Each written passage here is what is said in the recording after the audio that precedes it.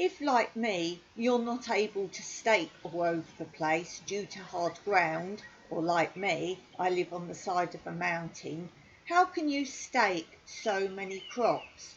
Well, here's my idea for minimal staking. As you see at the front here, I have a tomato area and I've just got 4 metal stakes, one in each corner. Of course, if you have a bigger area, you might need some middle stakes. And then you want to tie string or twine, whatever you've got, and you want to go all round the perimeter of these. Now, it's best to actually start with one at the bottom first, but this was for quickness for filming and to save me bending down to show you going round the bottom, which was quite a chore for me. So you want to go round the bottom first as I'm showing you. Remember, under and over, which stops them sliding up and down the twine. So you go all round the bottom first and then all round the top as I'm doing now. And that is step 1, going round the perimeter, round the bottom first and then round the top.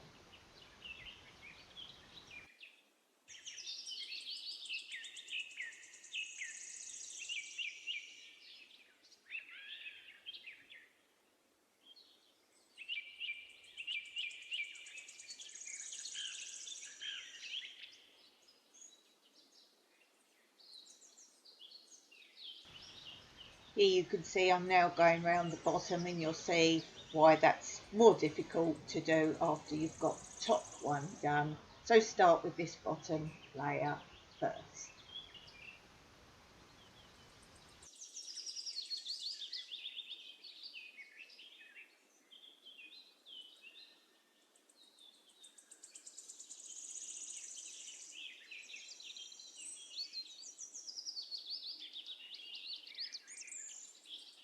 The next thing you want to do is go across, joining the 2 sides. Now, I find again it would have been better to have gone across the bottom first of all, joining it up. As I say, I wasn't sure I could do it all in one go, and I wanted to film it for you to show you what to do.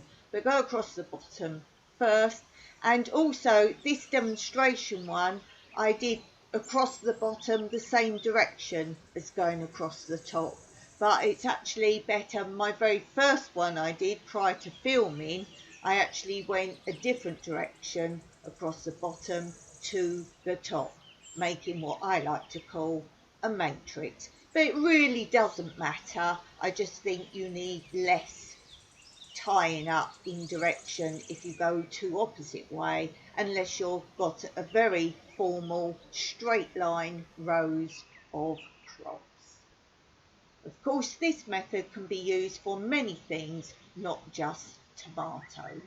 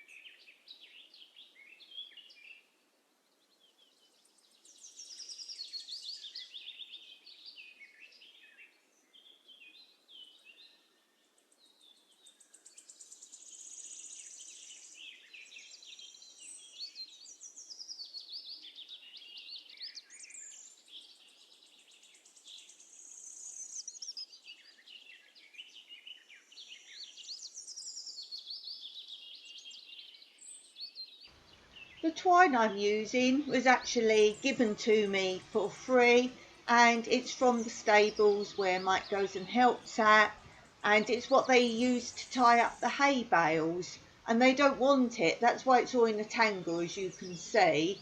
They just cut off from the straw or hay bales and disregard it. So this is an option for you if you live near a farm or know anyone who buys hay or straw in big quantities, maybe for animal bedding or animal feed. Ask them if you can have the twine.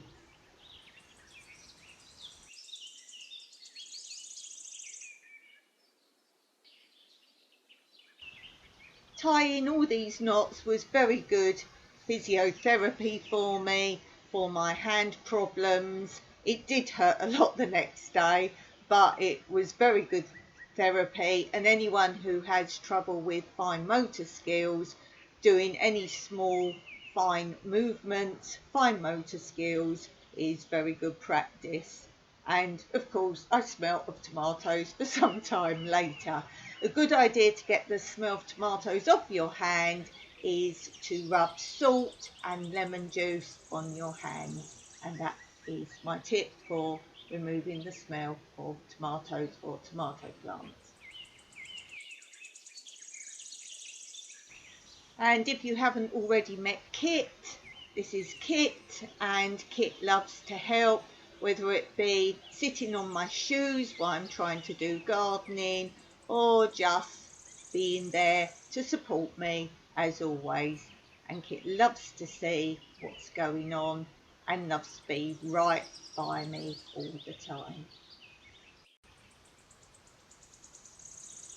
So here is the last part of this method. You tie vertical strings wherever there's a tomato plant from the bottom lines up to the top lines, and then tie your tomato to it. So the vertical lines are what acts as the stakes. If you're in a windy area, I find this is much better than staking. You haven't got to worry if your stakes are going to be blown over or fall over and destroy your crops. So you don't need to tie them too tight, but tie them vertically wherever there's a tomato plant. Tie vertical string with that and then up to the top.